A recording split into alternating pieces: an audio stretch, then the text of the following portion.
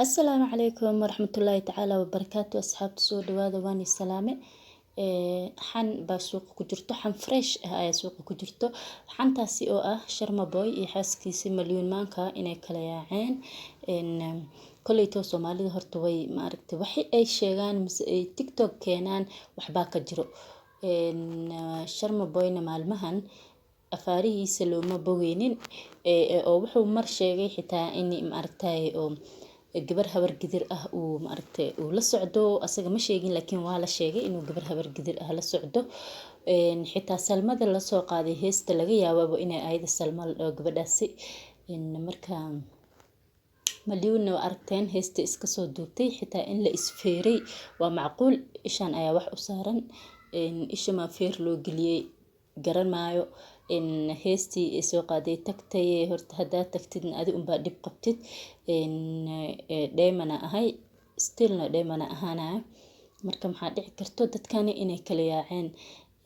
sababta tahay malyuun horta markii hore waa laga sharciyay ma aragtay sharma boy inay isguursadaan sharma boy iyo malyuun run ahaantii dad isku qalma ma ahayn ayadu way ka yar weyn tahay asagina waxa waayay ma aragtay wuu ka yaryahay waa wiil yar oo haddana labadoodaba fanaaniin ha ahaadaan laakiin ma aragtay isku dhaqan maysa ahayn sharma boy dhaqankiisa waa taqaanaan dhaqan gooni ayuu leeyahay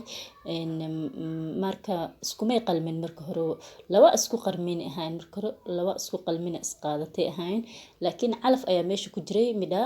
wiilkaas yar ayaa meesha ka ma aragtay ka dhawaaqayay haddana haddii la kala yaacay dee waxay ahaayeen qoys qurux badan waa isla jecleen inay ma aragtay isla noolaadaan laakiin si ma aragtay saadaashu ku aadan tahay in la kala yaacay ayaa u maleynaya because xitaa followska waa la kala maaragtay waa la iskala kala noqday TikTok follow way kala reebtay way kala qof kasto followerkiisa uu la noqday Instagram-kana sidoo kale waa la kala naqsaday marka maxaa macquul ah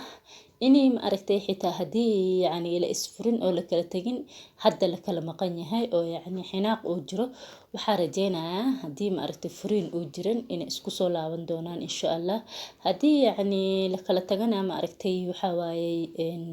labadii kala tago uma horeeyaan dad kala tagay dad ay ka sharaf badan oo ka qiimo badan ah kala tagay hore u kala tagay noloshana way soconaysaa marka nolosha hadii la kala tagay ma istaagayso maxaa leeyahay hadii ay kala tageen malyuun ilaahay ha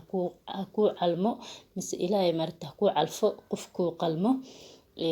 hadii ma aragtay xinaaq jiro oo isku soo laabtana waxaa leeyahay familkiina hawaaro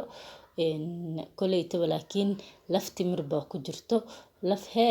timir baa ku jirto fiidiyoyadii isla soo duween xitaa waa laga saaray follows waa la kala ceshtay marka Soomaali FBI waxay ma aragtay soo go'aamiyeen meesha in lagu kala yaacay let's see waan arki doonaa insha Allah wixii dhaco